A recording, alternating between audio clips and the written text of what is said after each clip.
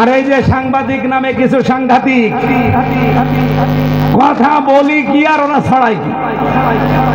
সেদিন সংবাদ সম্মেলন ছিল আমাদের কুষ্টিয়াতে। আমি বলতে বলতে এই কথা বলতে চেয়েছিলাম, 6 মিনিট সময় পেয়েছি, সব কথা গোছাবো কি করি। বলতে চেয়েছিলাম যে পৃথিবীতে কেউ আদর্শ নানা হতে হলে রাসূলুল্লাহকে ফলো করা লাগবে, কেউ আদর্শ নেতা হতে হলে রাসূলুল্লাহকে ফলো করা লাগবে, কেউ আদর্শ স্বামী হতে হলে রাসূলুল্লাহকে ফলো করা লাগবে, কেউ আদর্শ ব্যবসায়ী হতে হলে রাসূলুল্লাহকে ফলো করা লাগবে, কেউ যদি আদর্শ সাংবাদিক হতে চায় তাকেও রাসূলুল্লাহকে ফলো করা লাগবে।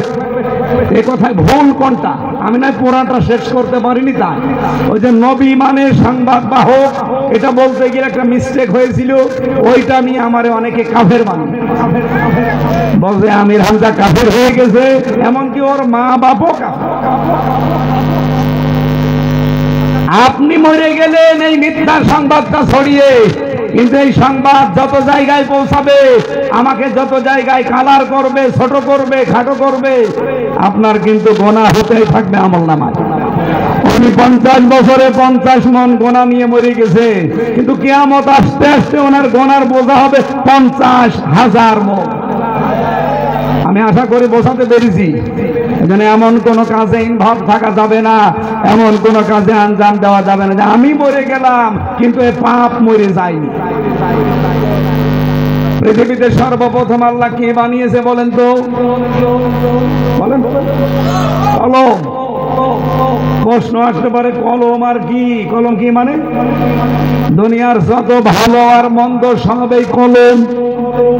আপনাদের এটিএম আজহারুল ইসলাম অনুযায়ী 13-14 বছর জেলে ছিল, কিসের কারণে বলেন না কেন?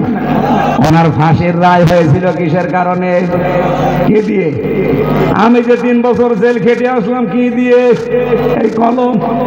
মানুষ যে জমি চাল দলিল করে নাই ভাইয়ের জমি, কি দিয়ে? এই সাংবাদিকরা যে মিথ্যা কথা মাঝে মাঝে লেখে, কি দিয়ে? এই জন্য কলম যাদের হাতে আছে সাবধান। নুনুল কলামি ওয়া মা ইয়াসতুরুন। আল্লাহ বলেন কলমের কসম, এবং কলম দিয়ে লেখকরা যা লেখে ওই লিখিত জিনিসেরও কসম। এখানে এমন কিছু লিখবেন না, এমন কিছু ছড়াবেন না যে আপনি মরে গেছেন কিন্তু গোনা মরে নাই। বাংলাদেশে বহু মানুষ আমরা মনে করি শুধু সাদগায়ে জারিয়া আছে। আরে ভাই না, গোনায়ে জারিয়াও আছে। গোনায়ে জারিয়া নেই? আমাদের জীবনে যেন গোনায়ে জারিয়া তৈরি না হয়, আমরা যতটুকু পারি সাদগায়ে জারিয়া আঞ্জাম দিয়ে যায়। জেলে বসা অবস্থায় 3 বছর তো এক ঘরের ভেতরে একটা কাজ করেছিলাম, কারণ ওখানে 100 জনের প্রায় 60 জন তো জেল খাটতে শুধু বোর কারণ।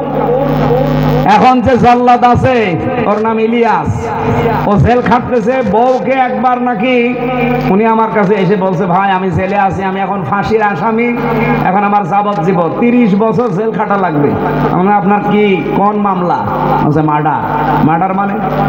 বলছে আমার বউকে আমি সংশোধন করার জন্য একটা থাপ্পড় দিয়েছিলাম, ও ছাতায় এক চড়েই মরে গেছে। মানে আমি সংশোধন করার জন্য দিলাম, একটু জোরে হয়েছিল তো এই জায়গায়, মানে জায়গা মতো লেগেছে, মরে গেছে। ওর মা আর বাবা মিলে মামলা দিল, ওই মামলায় আমি এখন ফাঁসির আসামি। কাজটা কি খুব গুরুতর করেছিল? কেন মারলো? বিদেশে ছিল সৌদি আরবে 12 বছর, ওখান থেকে বাড়ি এসে বিয়ে করেছে মাত্র 1 বছর। ওর বউকে, মাকে, বোনকে কিছু জিনিস দিলেই বউ মন খারাপ করে। এরকম ছোট মনের বউ দেশে নেই। এরকম বহু মানুষ জেল খাটতেছে। এখন উনি ফাঁসি দেয় জল্লাদ, এক একটা ফাঁসি দিতে পারলে 4 মাস করে জেল মাফ। আপনাদের এটিএম আজহারুল ইসলামকে যদি ফাঁসি দিতে পারতো 4 মাস জেল মাফ। আল্লাহ তার হায়াত রেখেছে, আপনাদের ভেতরে ফিরিয়ে দিয়েছে।